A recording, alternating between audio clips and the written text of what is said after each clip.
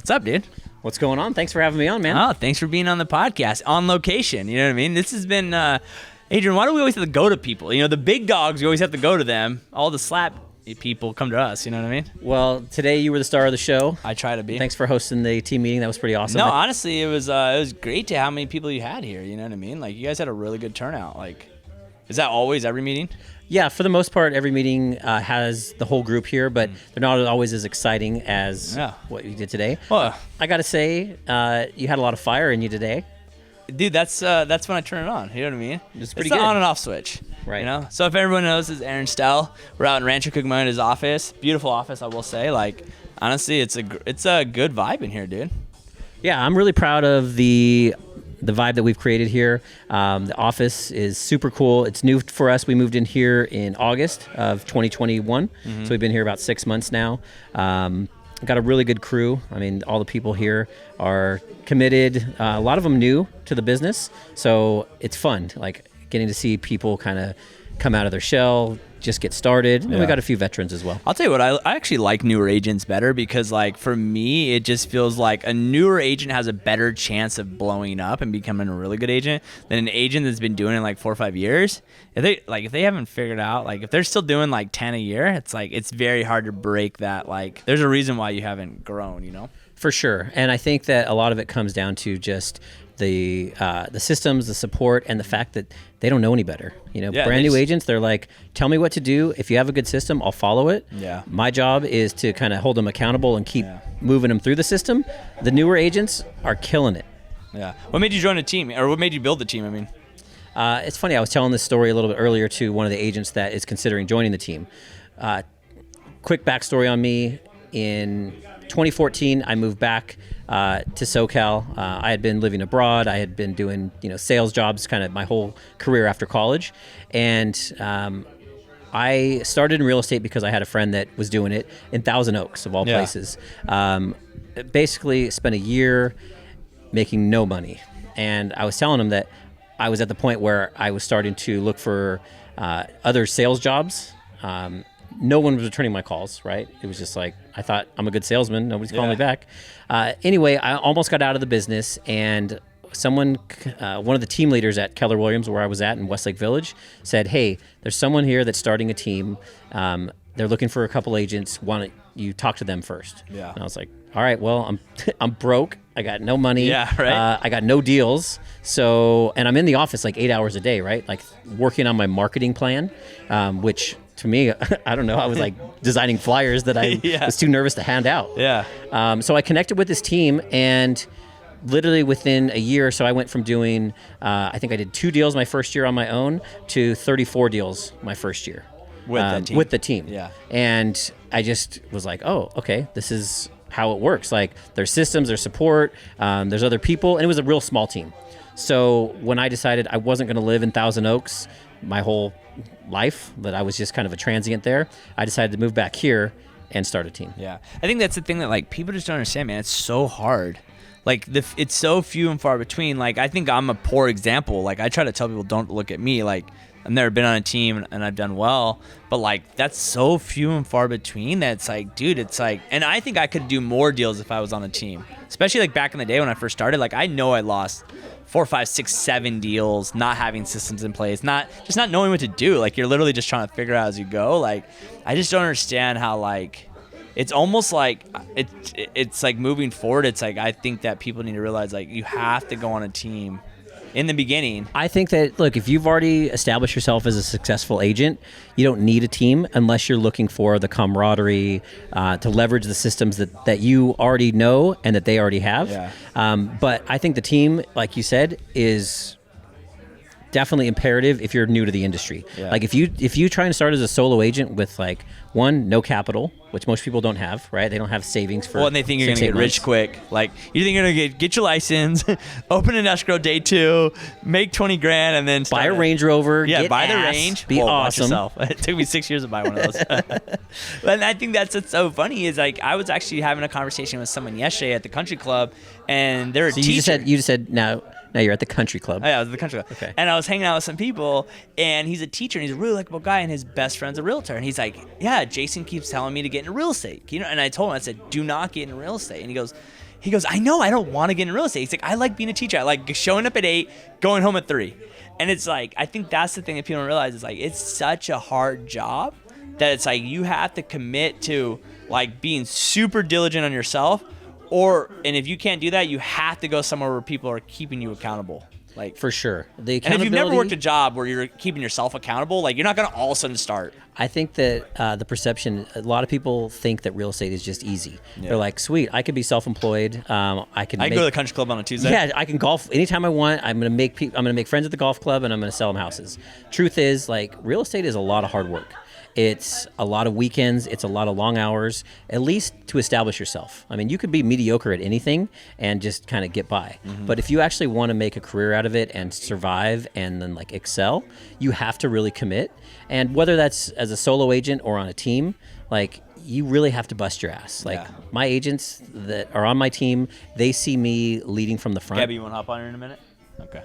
The agents on my team, like, they see me leading from the front. Like, I'm here in the office, usually the first one. I'm here like 8:15, 8:30 every day, and I'm usually one of the last ones to leave at 5:30, 6 o'clock sometimes, right? I enjoy it, man. Like, people always ask me, like, why do you go to the office every day? I'm like, dude, I enjoy being there. I just like, even if I'm not really sure, like, maybe things are slow or whatever, it's like when you're here, you kind of feed off of, like, you know, you're around everyone, and, like, especially a new agent, it's like, dude, you're starting to learn, like, oh, you're gonna go show a house? Can I come with you? Oh, you got a listing coming up. We got you have that new listing coming up, like 5-bedroom, right? Yeah. Were you working on it yesterday? Yeah, I was.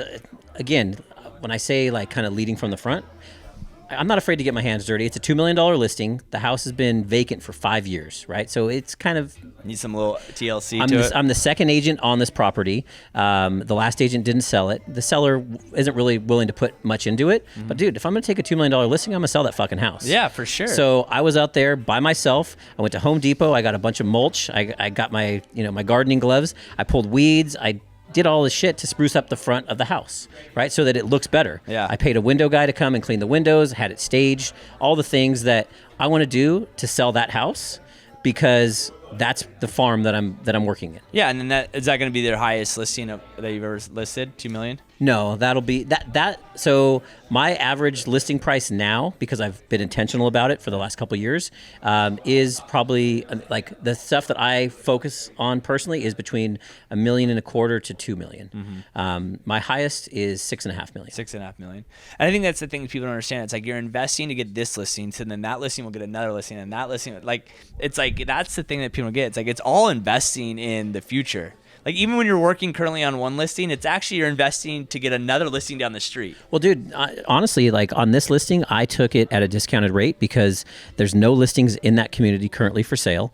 I sold 5 homes in that community last year, which was the most of any single agent in that community because there's not a lot of homes that sell there. So if I have to take one at a little bit of a discount and then put in some extra work to get it sold, that's going to leverage for more listings in that community. Last year. I made that mistake last year. I lost a listing in an area that I like working, because I just was like, I was going against Redfin. I was like, oh, I could pull this off. Like I can convince these people to list with me, and they ended up listing with Redfin, and it was a mistake that I made. But that's something Ryan Serhan I learned. I paid his coaching, and he even said, he goes, no one knows what houses I've sold for free.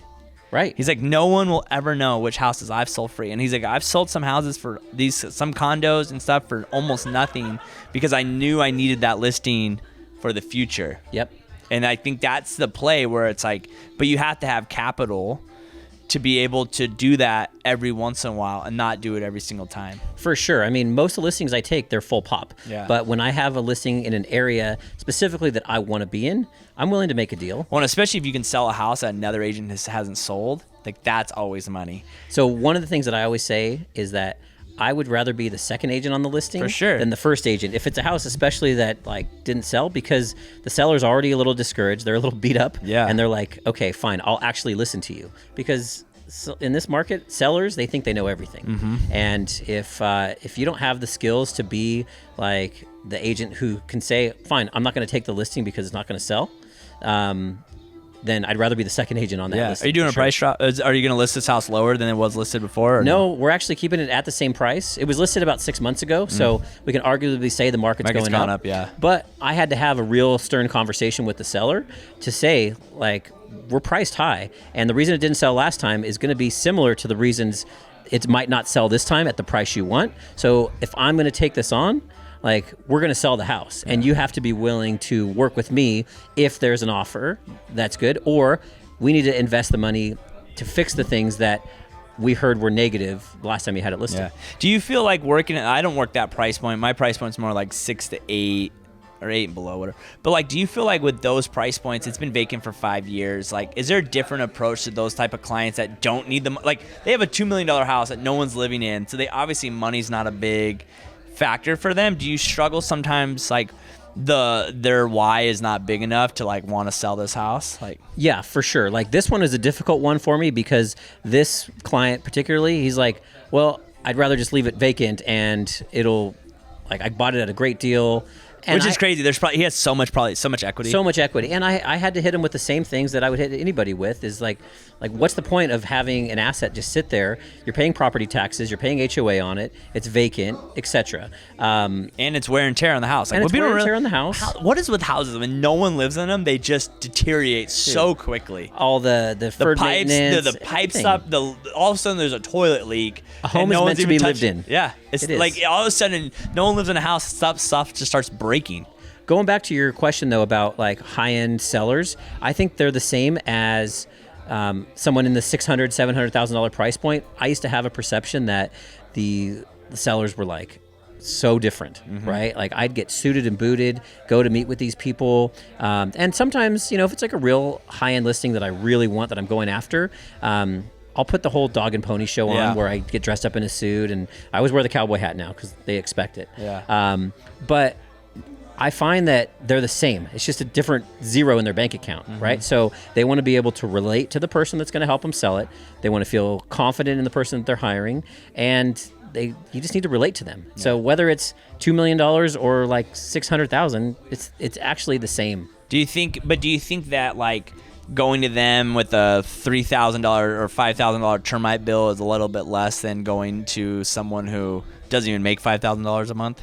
For sure. Yeah. Right? And it's just, I think when you go and meet with them, you have to present all the facts, and you have to let them know what the expectations are, that these are some of the things we're going to encounter, just like you would with a $600,000 house. Hey, we're going to have to get a termite report. Typically, you know, they're finding stuff that's going to be between $1,000 and $1,500 worth of work. We can use that as a credit when we close, but it's going to need to get taken care of. Well, in this market, you can just say everything's waived. Yeah, sorry, much luck. So what made you, you said you intentionally started doing that, like, where you just started farming areas? Is that, where you guys started farming? Did you start working open houses in the neighborhood that you want to go? Like, or was it just like mentally making a decision, like, hey, I need to start It was mentally making myself? a decision. Yeah, it was, because I was in the range where I was selling $400,000 to $500,000 houses when I first got started. I didn't care. I would take anything, right? It just didn't matter to me. But then I actually attended a couple seminars, and I can't remember which one it was, but it was like, hey, you can sell whatever you want. The high end is the same as the middle to low end. It's just what you focus on. So there's one community where I live now that is kind of like the premier community. It's called Haven View Estates. There's about 250 homes up there, and maybe 12 homes trade in there a year. But if you can get 6 of them. Last year I got 5 of them. Yeah. Right? So, but I was intentional about it. It took me about a year and a half to really break into that market where I got more than one listing in there. And then I started knowing everything about that community. Yeah. Right? So like when a seller calls me now, responds to one of my ads, or I talk to them, I know who bought the other house, even if I didn't sell it to them. Yeah. I know what's going on with the HOA. And it doesn't take that much more time, but I was intentional about it. And that was something I learned through coaching. See, I've seen something that's like that's kind of hard with Riverside. Like, we don't have because these are more like tract homes, right? These are more like tract homes. Our million, because we've only had Riverside, and last year we only had 6 houses sell over $2 million. So we don't really have that. But the hard part with our 1.5 million homes in Riverside are like 5-acre lots, like to like go knock that door. It's like literally, like I was coaching with Kevion out in the, he's like, go knock $1 million houses. I'm like, dude, to knock $1 million house You're on walking a Riverside, mile between I'm each walking house. a quarter of a mile down a driveway, knocking on a door, walking a quarter of a mile back. Like, they're just so separated and they're so spread out, and they're all like custom homes. They're not all tracky. Well, think about the guy that's the high-end dude in your market. Brad Alwyn. Brad Alwyn, right? Yeah. Like, he has been there a long time. And that's the thing. He's been there for so long. But he knows everybody. He knows everyone, and he knows everything every about house. the house. But he right? knows so much about houses. I remember one time I showed a house for him, and he knew like which way they graded, because he was there when they would built these homes. He knew how they graded them, and I'm like, holy crap. Dude, you mentioned coaching with Kevion. I watched one of his podcasts a while ago, and he talked about how he prepares for a CMA as opposed to just, pulling the comps and like doing what most people do, right? Like, he gets deep into it, looks at every single picture for all those listings, finds out the history of the house, like who bought it, that kind of stuff, so that when he goes to that listing appointment, I mean, especially on the high end, they might be interviewing a couple people. Yeah. They want to know who's the best. If you can hit them with like knowledge that you know more than them, first of all, you have to know more than your clients. Yeah. And then more than the other agent, you're gonna I mean, like, trust. especially him with mid-century mods, like, that's his sole focus, so he knows like everything about mid-century moderns. And I think that's the thing. You have to, obviously you will list anything, but I think you have to like know the market. Like, that's why for me, like, Orange Crest is a good market for me because I grew up there, so I know like every house when it was built. I grew up like, this used to be this, and then like when out of area buyers come in, they're like, oh shoot, this area so well that it really like separates you, because they don't care how many houses you sold. They really don't. They want to know that you care about them and that you have more knowledge than them. Yeah. So that's the thing that we focus on the team, is when we're meeting with the client for the first time, is come prepared. You don't just like be like, okay, cool, my appointment's in 10 minutes. Let me rock up, right? You're like, let me get prepared. We have like folders. We have all the stuff in there, stuff about the area, and then do a little bit of research so that when you meet them, because a lot of the times they're an online lead, right? They don't know anything about you except for the 5-minute conversation, right? So you're either going to be the door unlocker, or you're going to be the person that is the expert that they want to continue to work with, because a lot of times they think they're just going to see the house, right? And they're like, okay, well, I'm seeing the house and then whatever. Redfin allows them to go and just see a house with any agent. They open the door. Yeah. So it's just really coming prepared, building trust, and establishing yourself as a local expert.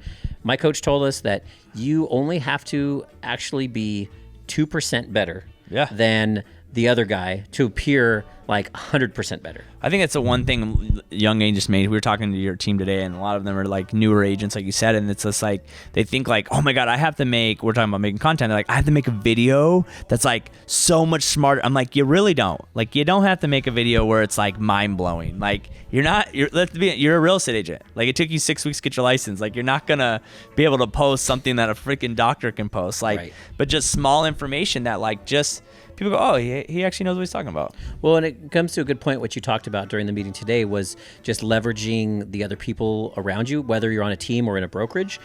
My biggest fear when I started real estate was the fact that I hadn't sold any houses, and that who was going to trust me or hire me to sell their home or represent them.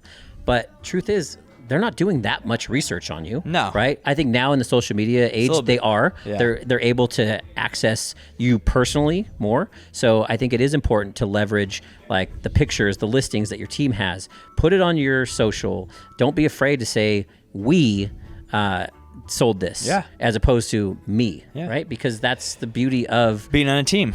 I think that's the thing that a lot of team agents make the mistake, is they're so worried about, like, it's so funny, they're so worried to not post that's not my listing, but then they'll post they're so worried to like caught lying that's not my listing, but then they'll post like a photo at a certain angle to make them look 15 pounds lighter. It's like, what's the difference? Or a picture that was them 7 years ago as their profile picture. Exactly. And you meet them and you're like, that ain't you. That's not your headshot. So I think that it's just like that fear of being, I think it's the fear of being caught. Like the fear of being like caught, like, oh, I'm just so nervous to follow up with this leader, but because I'm so afraid of being caught that I don't know what I'm talking about.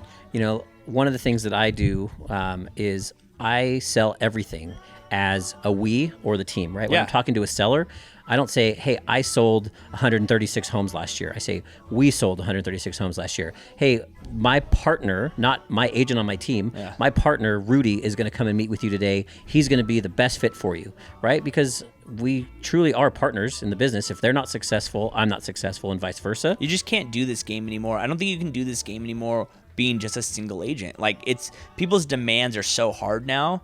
People want to communicate so much, and if you don't want to be an agent where you're running around with your head chopped off 24/7, and or your people are getting less service, like, you need people around you. Like, For sure. I think it's the Amazon effect.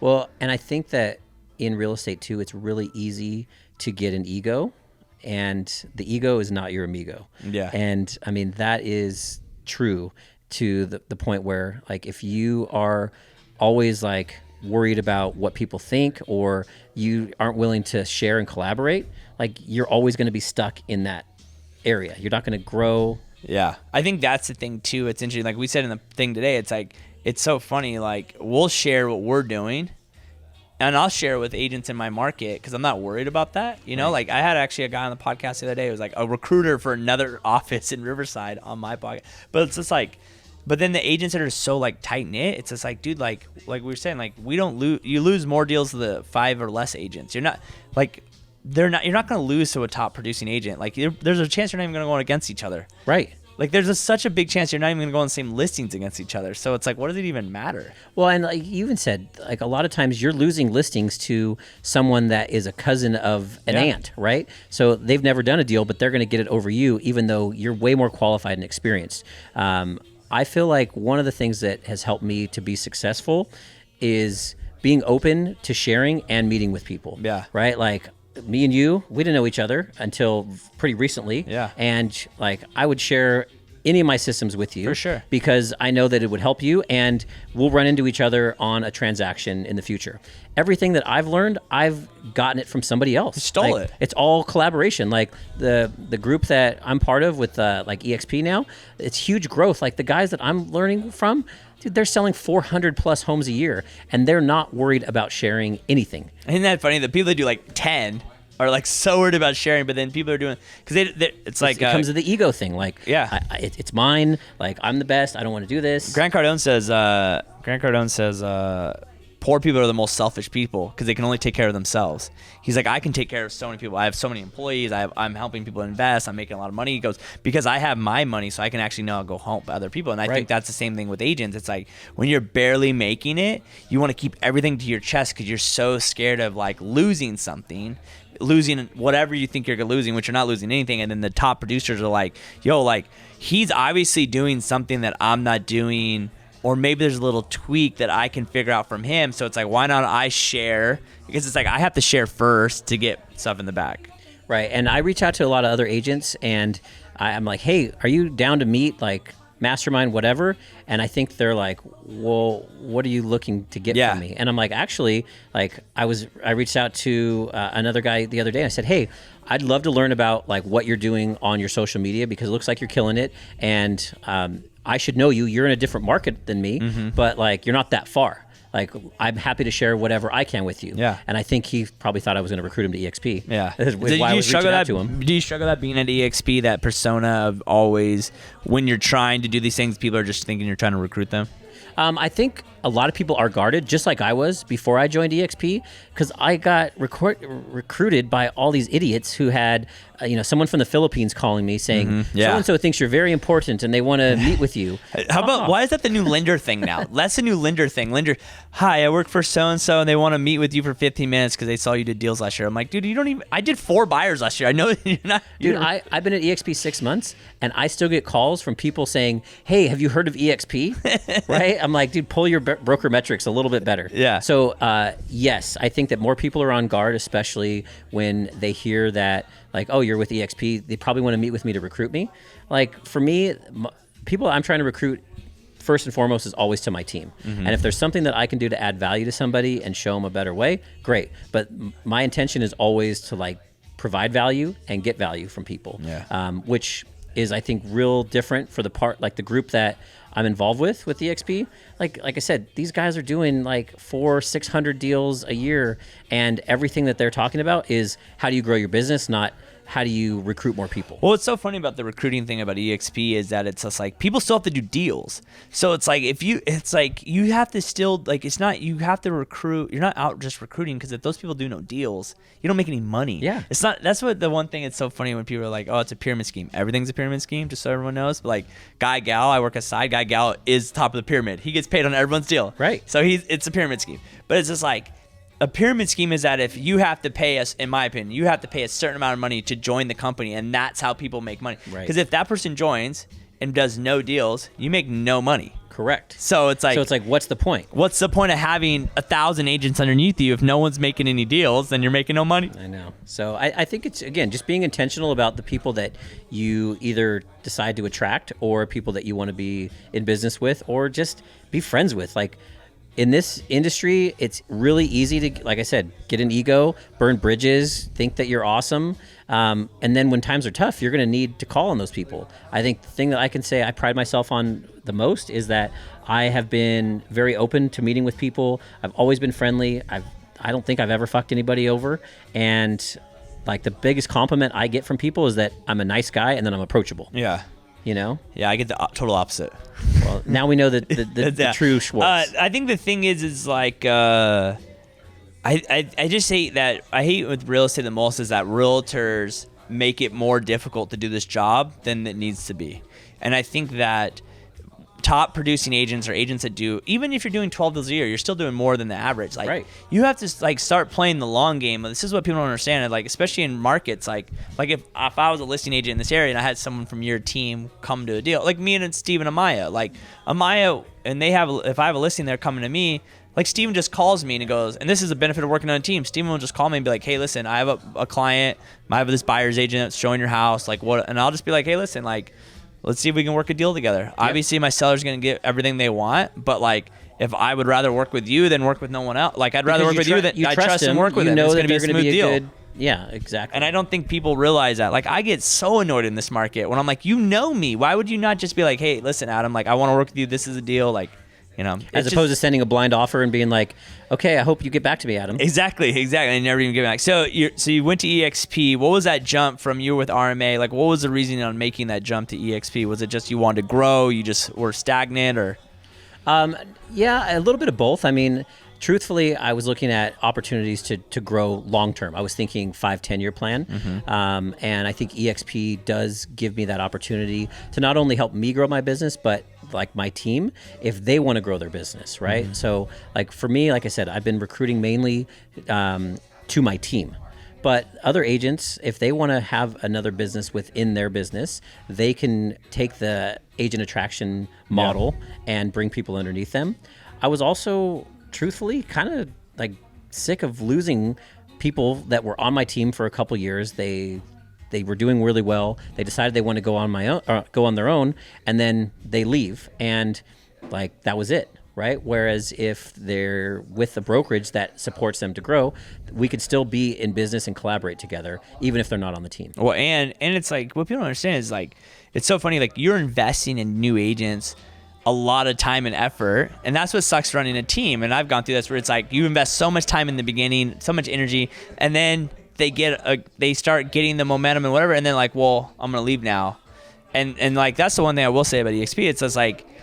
You put all this time and effort in them, and you built. If it wasn't for you, they wouldn't probably be there. It's like, why am I not getting the benefit from it? Why is someone else getting the benefit of it now? You know, so the way I look at it now is, like, when I reflect back on some of the people that I did lose over the years, is maybe I didn't love on them enough. Yeah. Right. So like what I do with the team now is I really just try and deeply invest in them personally and professionally. Right. Like I want them to succeed. I want them to be the top agent. I want them to be like badass and blow up. Like you said, if they're new, have them blow up, and like I get intrinsic value from knowing that I help them to do that. Obviously I want them to stay with me as partners in business. And like we try and do fun stuff. Like you guys went paintballing. That was cool. Yeah, if you just do like the business model stuff and you're not like making it a fun place to work. Anyone can work and be successful with structure somewhere. Yeah. Right. But if they feel like they have a real connection with the team leader, with the other agents on the team, that we do fun stuff, there's little cliques within it, then it's cool. Yeah. I think the same thing with real estate agent. It's just the real estate industry. It's like, dude, like, if you're just literally like here to buy and sell homes, that's great, whatever. But it's like, if you're not going to events and going, like, those things are fun. Like, have as much fun as possible doing this job. Like, there's hard times, but it's like, hang out. Like, I love hanging out with top producing agents. Like, that's fun. That's like my fun time. Like, oh, I want to you go have hang out. something in common with them, right? Yeah. Maybe they're not like your friends right there, but like you have commonalities, and people like to associate with people who are like them. Yeah, and it's kind of difficult sometimes. Do you ever feel like it's hard, like, outside, not people in real estate, like maybe old friends or something? It's like you're obviously doing really well now. Do you ever feel weirded out, like, talking about those things to those people? But like, it's so much easier to talk about it with real estate people. It's like, oh yeah, I just sold a $2 million house. Like, sometimes I feel weird, like, yeah, I just made like $30,000 on one check. But like, if I'm talking to another real estate agent, like, they're not weirded out by it because it's like they're doing the same thing. Right. Yeah, I think, again, it's knowing your audience, right? When I'm with friends and stuff, I don't try and talk about real estate as much, or business, because like I'm trying to really focus on that friendship. Mm-hmm. It's definitely easy when you're in the same industry. You guys can talk shop all the time. Yeah. But I feel like I really try and focus on just like the friendship. And the reason I say that is I used to live in Australia, and when I lived in Australia, I had tons of friends that were like really good friends. I had no idea what they did for work, because Really? out there it was work to live, not live to work. And I feel like the American culture, work is such a part of who we are that like we always talk about it. Isn't that crazy? Like, when you meet someone, it's like, what do you do? Yeah. That's the first question. Well, what do you do? Yeah. In Australia, it was, hey man, what are you into? Right? So now I've adopted that a lot more. So I try and get to know people. That's a good opening line right there. What are you into? What are you into? Yeah. Like, that could be vague. Like, what do you mean? Like, do you like to snowboard? Do you like to ride? Like, you might be like, hey, dude, I love riding bikes, et cetera, et cetera. So it's a better opener than what do you do? Because you go, oh, I'm real estate. And then it's like that you go down a rabbit hole and you don't really learn about the person. You learn about what they do. Yeah. That's actually a great opening line. I actually really like that. It is weird sometimes. Like, what's crazy is people will always ask me, like, when I'm doing clients, like, they're like, oh, what do they do for a living? I'm like, I don't know. And they're like, what do you mean you don't know what your clients, they're buying a house? I said, all I know is this is how much they're qualified for. Like, I'm not worried what they do. I'm worried about what they are into, what their needs are. What they do doesn't really. You built the relationship. Exactly. I don't really care if they could do whatever they want, but the lender says they can qualify. So that's what we can. Yeah, for sure. Like, I have no idea what my clients do half the time. Well, Adam, I really appreciate you having me on. It's been awesome today. Thank you for coming to my office, pumping up my team. Look at, he has to go to work now. Yeah. We all have a day job. He has a day job. We got to go back to work too. So, thanks, man. I appreciate you having us. It's been great. Like, just collaborating the last few weeks together and just like seeing everything. Like, thanks for having me in here. It's awesome. I always have fun doing those things. But guys, if you're in Rancho and you looking to work for someone, Aaron Stel, hit him up on Instagram. He'll always be the guy wearing a cowboy hat. He has great systems, great team lead, great atmosphere. Like, you couldn't find a better place to work. So thank you, Adam. All right, see you guys.